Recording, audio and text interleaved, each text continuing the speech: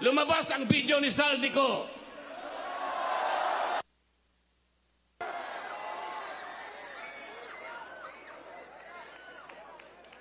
Ano sabi? Ano sabi nila? AI yan. Ano? Sasagkain na naman nila yung transparency. Palalabuin na naman nila. Para sa ganon, yung accountability ay hindi natin may pipilit. AI ba yun? Yung AI walang anino eh. Nakikita ko yung anino ni Saldico.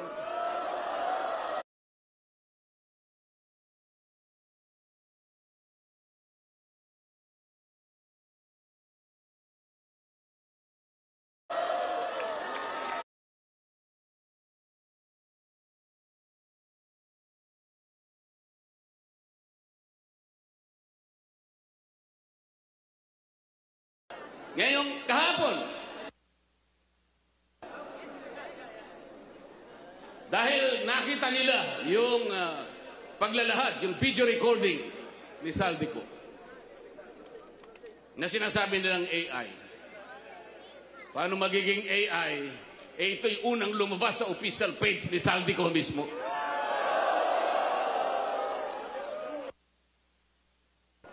Nagpalabas ng statement ang ombudsman. Ano sabi nila? Kahapon lang ito. O para bago namin tanggapin yan.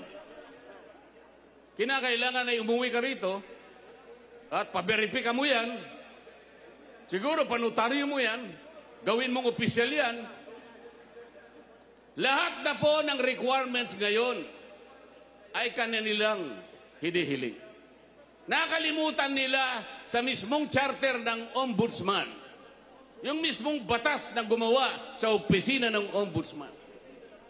Pwede kang maghain ng complaint sa anumang kaparaanan at anumang forma. Kahit anonymous tatanggapin.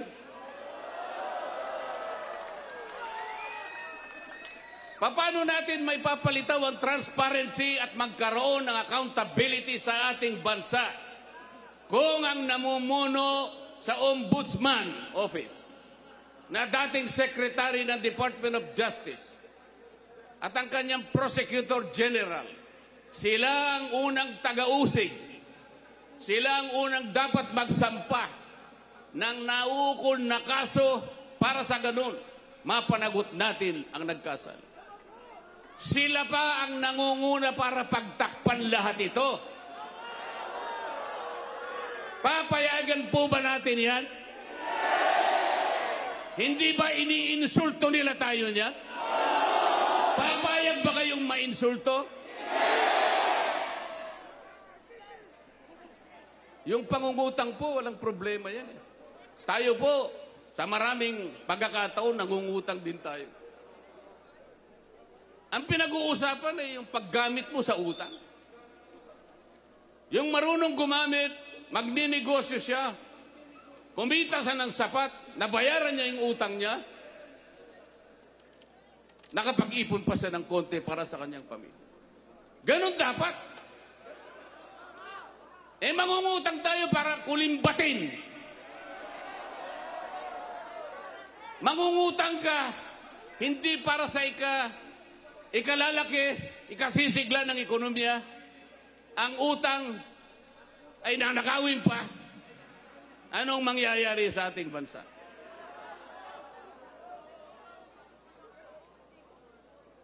Mga kababayan, naalala ko po si Isaac sa panahon ng bayang Israel. Noong panahon ni Isaac, ang daming nainggit sa kanya. Gumagawa siya ng mga balon. Naguhukay ng mga balon. Yung mga kalaban niya, mga Pilisteo, inggit na inggit sa kanya sapagkat nakatutulong siya sa mga komunidad.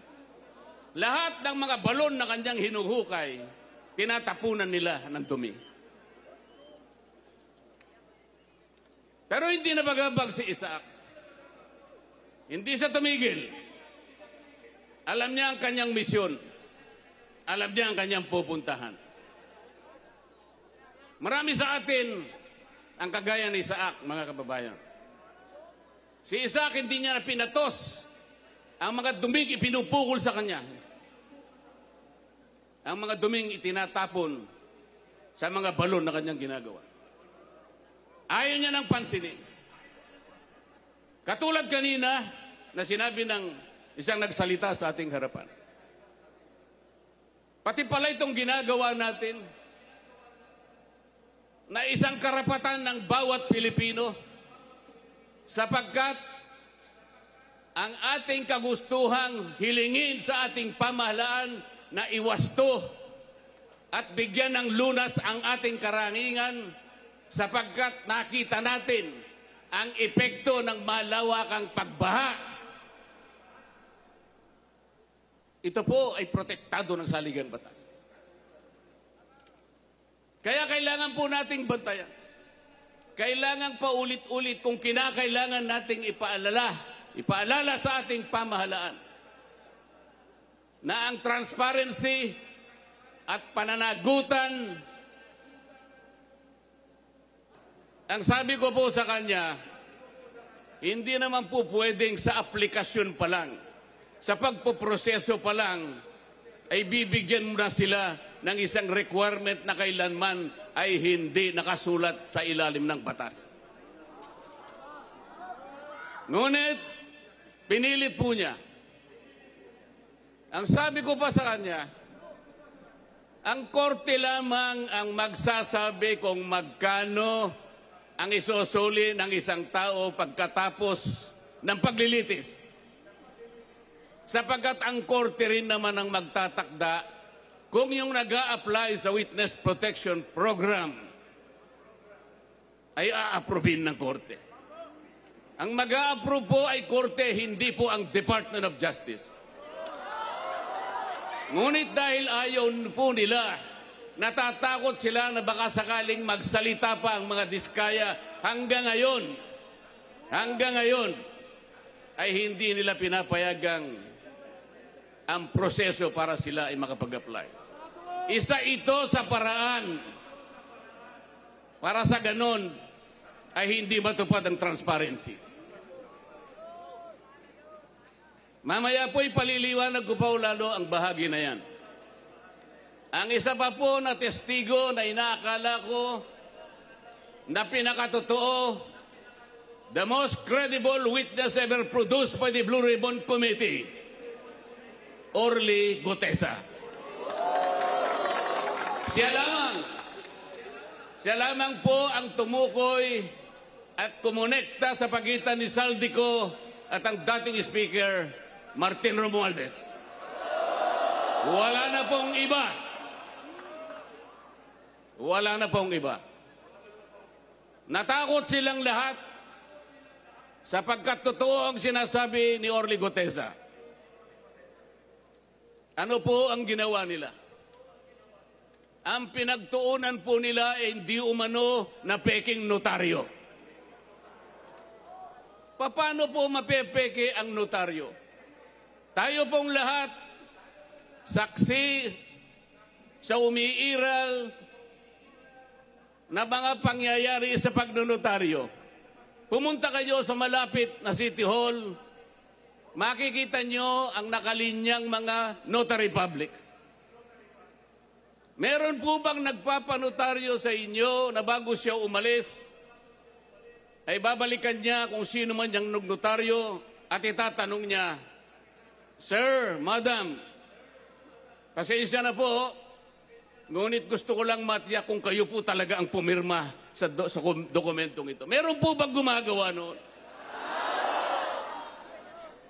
Yun po ang kanilang ginagamit na dahilan para ilihis. Para sa ganon makaiwas sa tunoy na tinutumbok ng kanyang mga testimonies. Ganito po ang ginagawa nila para sa ganon ay sagkaan ang transparency. Mamaya po ipaliliwanag ko pa ang pangyayaring ito. Pagkatapos ginawa po ang tinatawag na ICI. Ito po yung Independent Commission on ko po paano naging independent ang ginawa nilang ito samantalang sila po ay humihingi ng tulong sa House of Representatives, humihingi ng impormasyon sa Senado, humihingi ng impormasyon sa Sandigan Bayan, sa mga korte at sa lahat ng mga opisina ng ating pamahalaan. Hindi siya independent. At hindi pinakikita yung kanilang proceedings. Mga ilang linggo nang nakararaan, nagsubmit ng affidavit ang dating Speaker ng House of Representatives. Meron po bang nakaalam sa inyo ng pangyayaring ito? Iniulat ba nila sa atin kung anong nilalaman ng affidavit ni Martin Romualdez? Wala po. Hindi po. Talagang gusto tayo ay hindi natin makita ang katotohanan. Ililihis, isisinsay ang katotohanan. Papayag po ba kayo sa ganitong patakaran? Mga kababayan, ang sinusuri, ang iniimbestiga na bilang ng mga flood control projects ay hindi bababa sa 9,000. Sa ngayon po, ang sabi po nila ay nakapagpalitaw na sila ng 500 ghost projects. Hindi ko po alam kung paano nangyari ito. Ang Department of Public Works and Highways gumagamit ng sari-saring applications. Meron silang tinatawag na IMS, merong PCMA, merong MYPS, merong Survey 123. Ang lahat po ng aplikasyon na ito ay di umano'y ginagamit para matukoy ng ganap kung nasaan ang flood control projects. Pero ang totoo po, wala naman pala silang ginagamit mga satellite. Yung sinasabi nilang real-time geotag na project ay marami po ang sablay.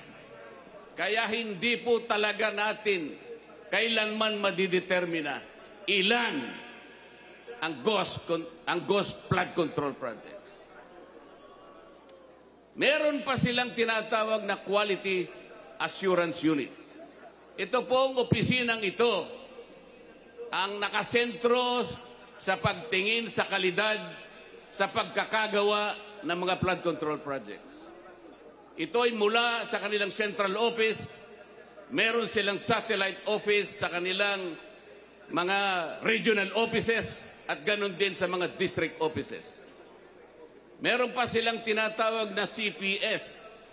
Ito po ay yung sistema para sukatin ang competence, ang kakayahan, ang kalidad ng mga contractors na gagamitin.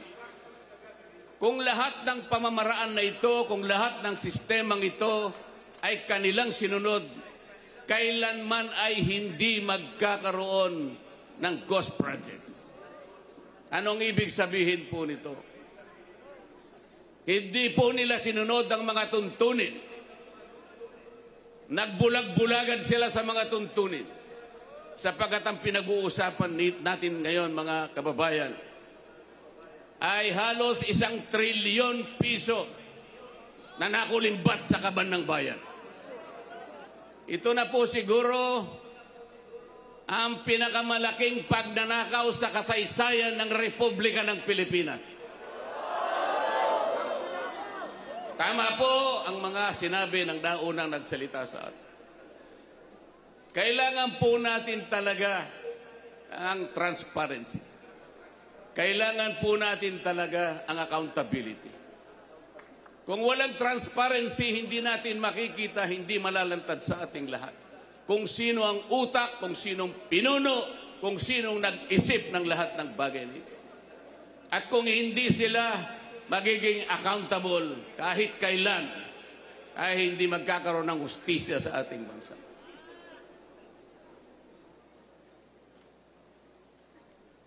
Ang graft and corruption po sa ating bansa, sa pag-iestima ng ilang nag-aral, ito po ay nagre-represent ng halos 30% sa ating national budget. Kung ang ating national budget ay mahigit na 6 na trilyong piso, kayo na po ang kumuwenta kung ilan ang nawawala sa kaban ng bayan. Sa DPWH lamang po, sa budget lamang po ng isang ahensyang ito, 1 trilyon po ang nadadagdag. Ito'y nakita po namin sa initial findings namin nung ako pa po ang chairman ng Blue Ribbon Committee. Dinadagdagan nila kung ano yung ceiling na binigay ng Department of Budget and Management. Meron silang tinatawag na allocables, meron silang tinatawag na leadership, meron silang tinatawag na unprogrammed funds, at meron pang dagdag pagkatapos na magkaroon ng bicameral conference. Kapag tinotal natin ang lahat ng ito, hindi bababa sa 1 trilyong piso, katumbas ng 15% ng ating national budget. Ganyan po kalawak, ganyan katalamak, ganyan ang magnitude ng nakawan sa kaban ng bayan. Mga kababayan, papayagan po ba natin ito? Papayagan po ba natin ito?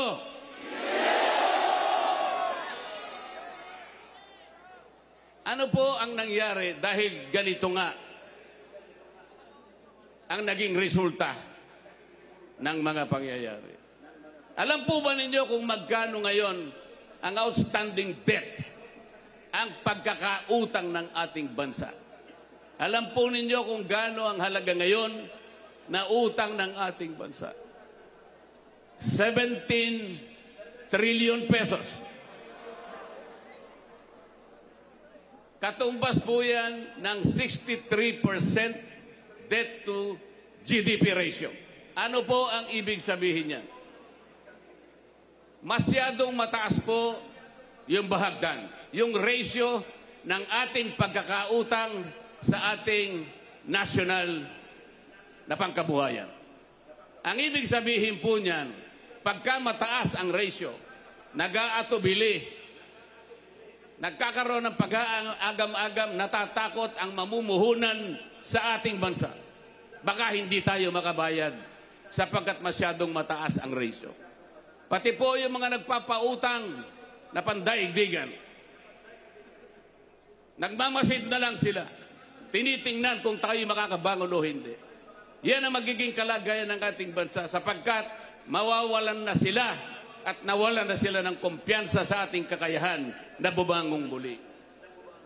Ang ibig pang sabihin yan, kung 63% ang ratio ng ating pagkakautang sa ating pangkalahatang kabuhayan, 63% ng ating kabuhayan ay nakalaan lamang sa pagbabayad ng ating utang.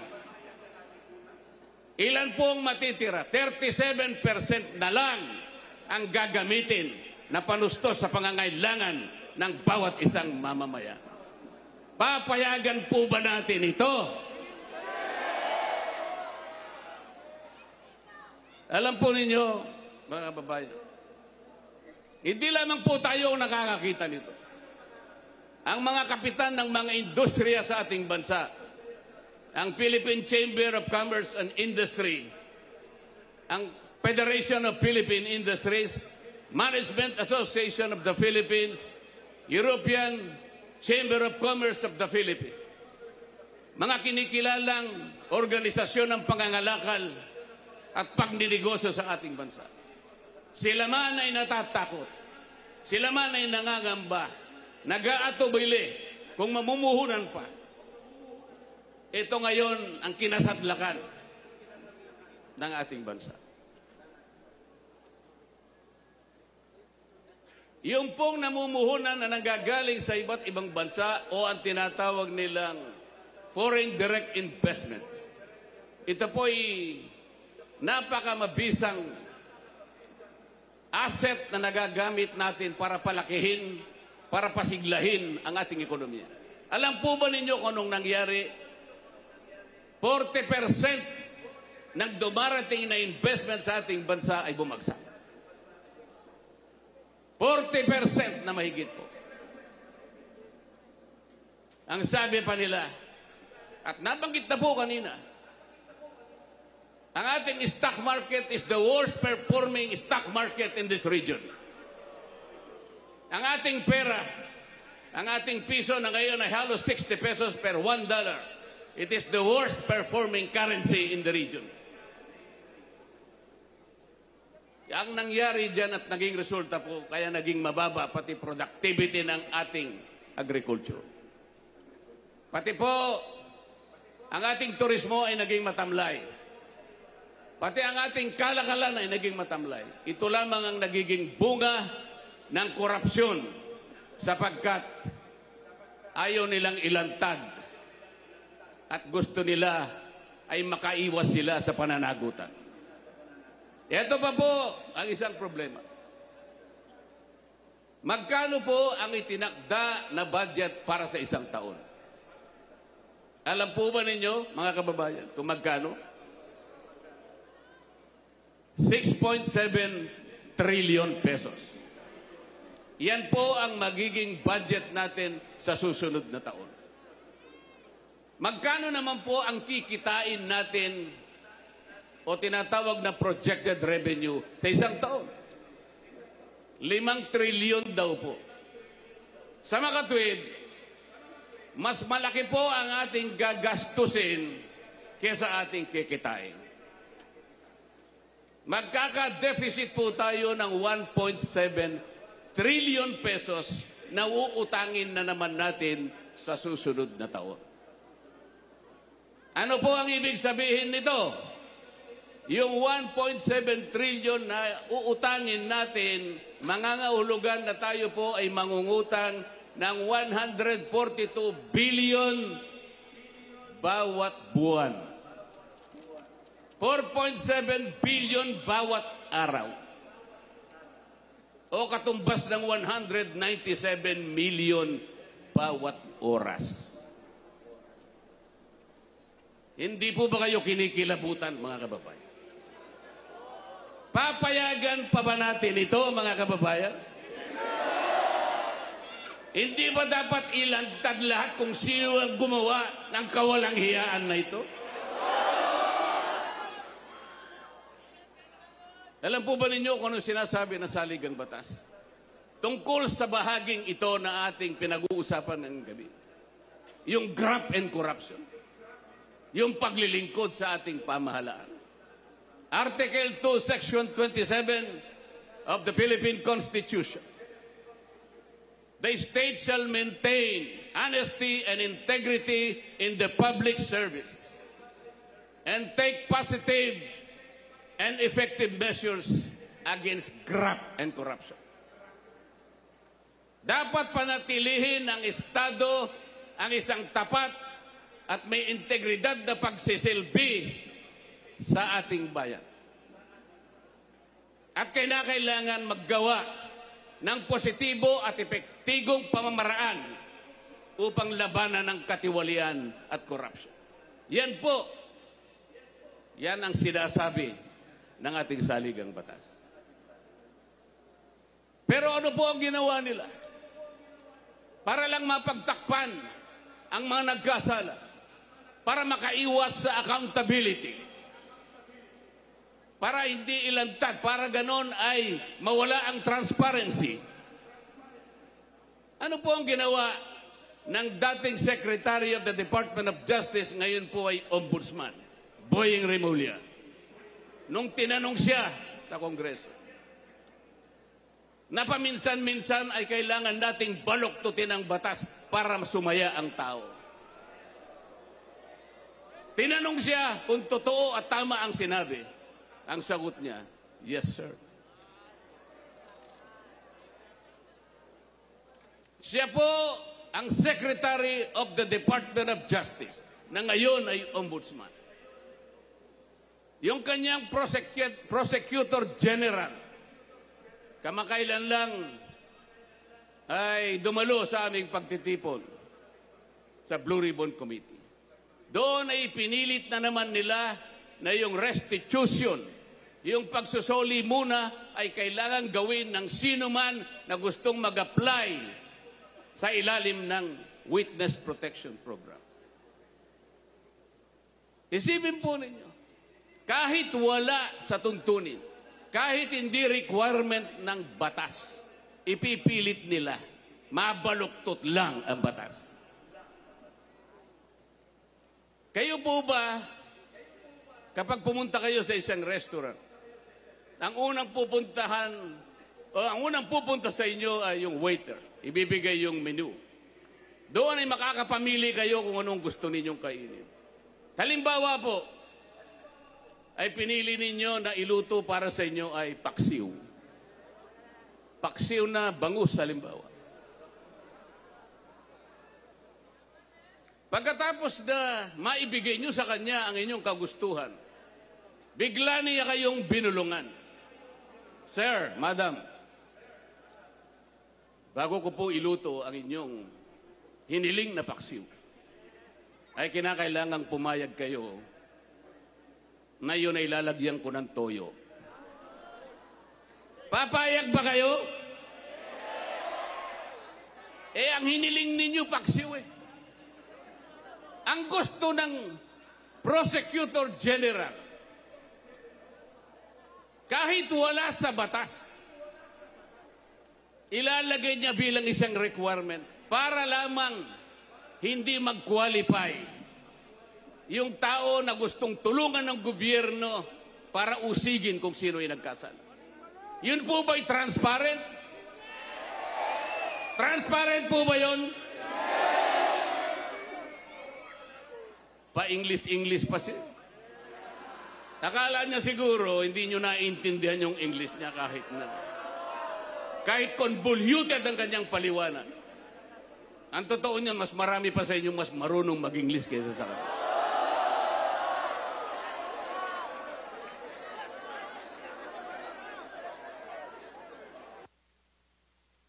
Lumabas ang video ni Saldico.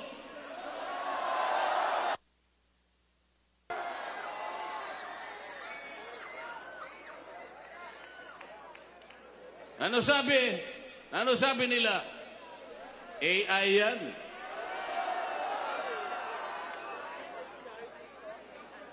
Ano? Sasagkain na naman nila yung transparency. Palalabuin na naman nila. Para sa ganun, yung accountability ay hindi natin may pipilit. AI ba yun? Yung AI walang anino eh. Nakikita ko yung anino ni Saldico.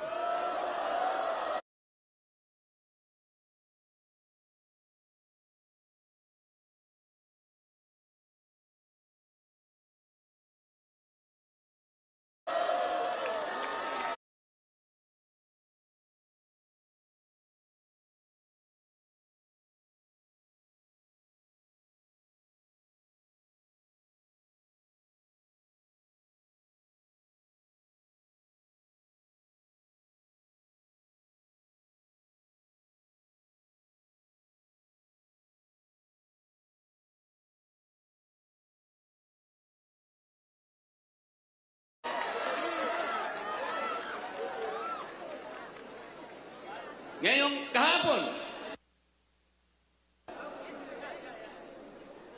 dahil nakita nila yung paglalahad, yung video recording ni Saldico na sinasabi nilang AI. Paano magiging AI? Ito'y unang lumabas sa official page ni Saldico mismo.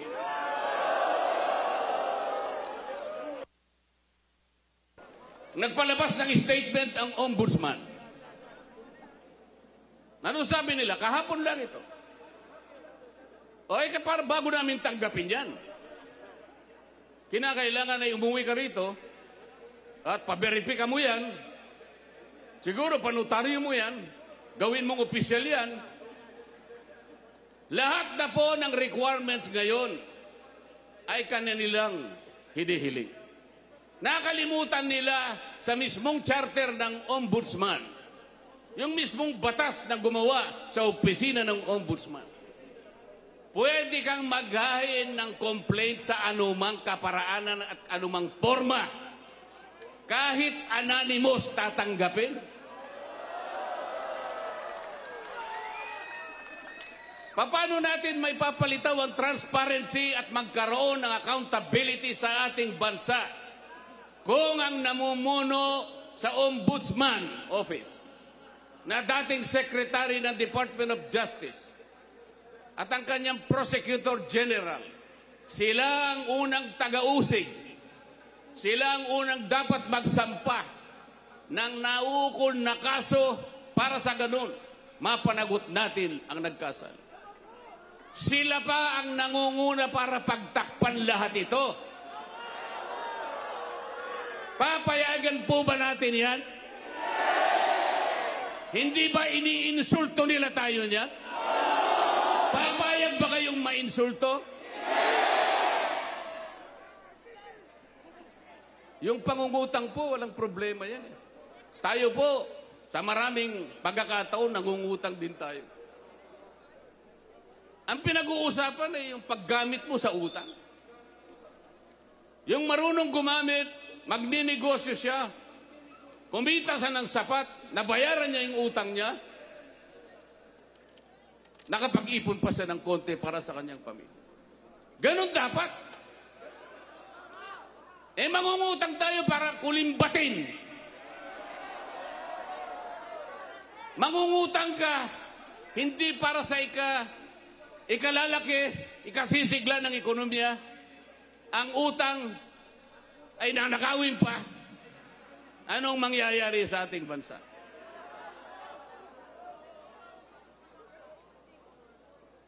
Mga kababayan,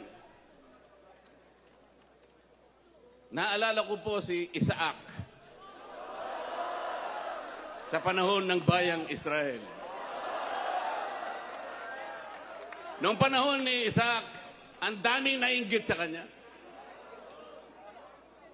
Gumagawa siya ng mga balon, naguhukay ng mga balon. Yung mga kalaban niya, mga Pilisteo, inggit na inggit sa kanya sapagkat nakatutulong siya sa mga komunidad. Lahat ng mga balon na kanyang hinuhukay, tinatapunan nila ng dumi. Pero hindi nabagabag si Isaac. Hindi siya tumigil. Alam niya ang kanyang misyon. Alam niya ang kanyang pupuntahan. Marami sa atin ang kagaya ni Isaac, mga kababayan. Si Isaac hindi niya pinatos ang mga duming ipinupukol sa kanya. Ang mga duming itinatapon sa mga balon na kanyang ginagawa. Ayaw niya ng pansinin. Katulad kanina na sinabi ng isang nagsalita sa ating harapan. Pati pala itong ginagawa natin na isang karapatan ng bawat Pilipino sapagkat ang ating kagustuhang hilingin sa ating pamahalaan na iwasto at bigyan ng lunas ang ating karangingan sapagkat nakita natin ang epekto ng malawakang pagbaha. Ito po ay protektado ng saligang batas. Kaya kailangan po nating bantayan. Kailangan paulit-ulit kung kinakailangan nating ipaalala sa ating pamahalaan na ang transparency at pananagutan